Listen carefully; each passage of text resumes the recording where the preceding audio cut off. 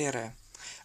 Kahjuks on kätte jõudnud see päev, kui YouTube andis mulle teada, et ma ei saa enda kanalit enam edasi teha.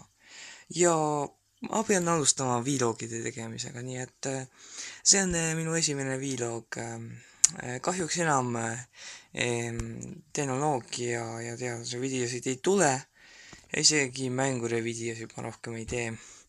Sellepärast, et ma ei saanud eriti eelmise videoga hakkama, mis ma tegin. Ja YouTube pani seda väga hästi tähele.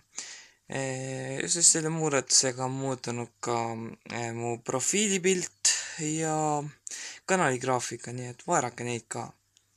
Aga nüüd üks lõik sellest ebaõnnestunud videost, millest ma rääkisin. Tere! Tänases videos me käivitame ReactOS-i päris arvutis, nii et arvuti peaks automaatselt bootima minu mälupulgale. Näete, see on siin Inteli logo ja siit lähme edasi Groove'i laadida Dieselit. Jätame selle vahele ja käivitame ReactOS-i.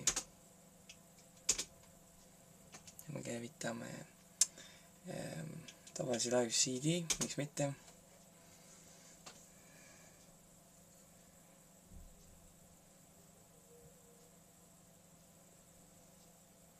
Ja okei. Me ei saanud vist sellega eriti hakkama. 0x0000069.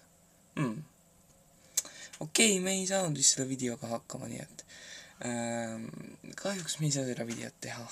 Dammit!